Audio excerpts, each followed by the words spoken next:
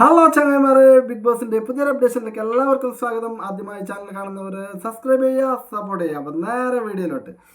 നമുക്കറിയാം, ഇന്നലെ എവിക്ഷൻ ആവും എന്ന് നമ്മൾ ഒരിക്കലും പ്രതീക്ഷിക്കാതെ ജിസയിലായിരുന്നു എവിക്റ്റ് ആയത്. സാബു മോനൊക്കെ വളരെ കൂളായിട്ട് സേഫായി കളിക്കുന്നുണ്ട്. നമ്മുടെ ആര്യൻ്റെ കരച്ചിൽ കണ്ട എന്തൊക്കെയാണ് നാടകം ബിഗ് ബോസിൽ കാണുന്നത്. ആര്യൻ കരഞ്ഞുകൊണ്ട് അങ്ങ് ഇല്ലാതായിപ്പോയി. ഈ ഒരാഴ്ച ആര്യന് ജിസയിൽ വേണ്ടായിരുന്നു.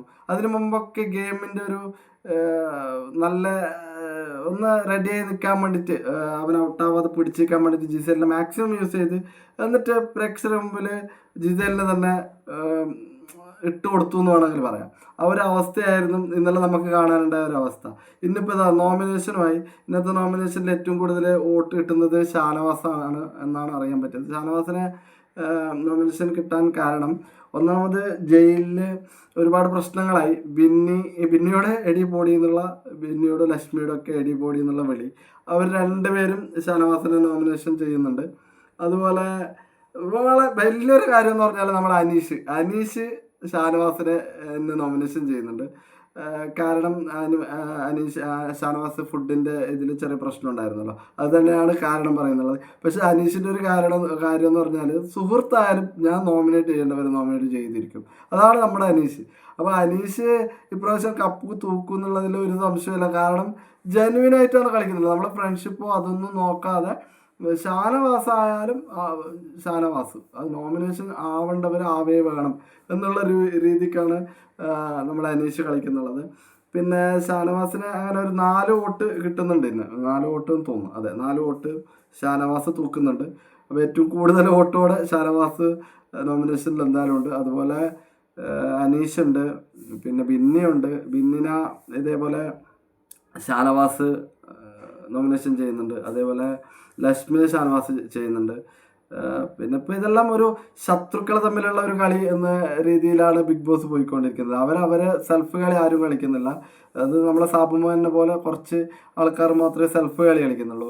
ബാക്കി എല്ലാവരും അങ്ങോട്ടും ഇങ്ങോട്ടും ശത്രുതയാക്കി ഇവരെ തന്നെ നോമിനേഷൻ വരുന്ന പോലെ ഇവരെ ഒരു പ്രത്യേക രീതി കൊണ്ടാണ് ഇവർ നോമിനേഷനിൽ വരുന്നത്. അല്ലാതെ സേഫ് ഗെയിം കളിക്കുന്നവർ കുറവാണ്.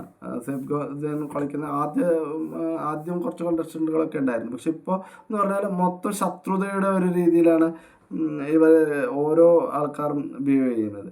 അപ്പോൾ എന്തായാലും നമുക്ക് കണ്ടറിയാം. ഇന്നത്തെ നോമിനേഷൻ കൂടിയാകുമ്പോൾ ബിഗ് ബോസ് ഏകദേശം അവസാന ഘട്ടത്തിലേക്ക് എത്തി. ഇനി ആകെ കുറച്ച് ദിവസങ്ങളേ ഉള്ളൂ, 35 ദിവസങ്ങളോ മറ്റേ ഉള്ളൂ. അപ്പോൾ എന്തായാലും ആര് വിന്നാവുന്നൊക്കെ നമുക്ക് നോക്കാം. അപ്പോൾ എന്തായാലും ജിസയിൽ നമ്മൾ പ്രതീക്ഷിക്കാതെ ടോപ്പ് 5 വരേണ്ട ഒരു ആളായിരുന്നു. പക്ഷെ എന്തോ പ്രേക്ഷകരുടെ വോട്ട് കാരണം ഇന്നലെ എവിക്റ്റായി.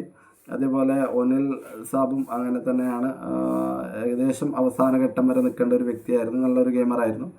പക്ഷെ പറഞ്ഞ കാര്യമില്ല. ഇനിയിപ്പോൾ അവിടെ ഒരു വെറുതെ നിൽക്കുന്ന കുറച്ച് പേരുണ്ടായിരുന്നു. ഇന്നലെ നമ്മളെ നിൽസാബൊക്കെ പറയുന്ന പോലെ ലക്ഷ്മി വെറും മരം കഷ്ണമാണ് എന്നൊക്കെ പറയുന്നുണ്ടായിരുന്നു.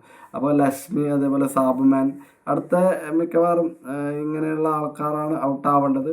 പിന്നെ പറയാൻ പറ്റില്ല, പ്രേക്ഷകർ എന്താണോ തീരുമാനിക്കുന്നതെന്ന് പറയാൻ പറ്റില്ല. അപ്പോൾ ഇനിയും നമുക്ക് കണ്ടറിയേണ്ടതുണ്ട് ആരാണോ ഔട്ടാവുക, ആരാണ് ടോപ്പ് 5. നമ്മൾ ഇപ്പോൾ എല്ലാ വർഷവും നമുക്കൊരു പ്രെഡിക്റ്റ് ചെയ്യാൻ പറ്റും ഇങ്ങനത്തെ ആളാണ് വിന്നറെന്ന്.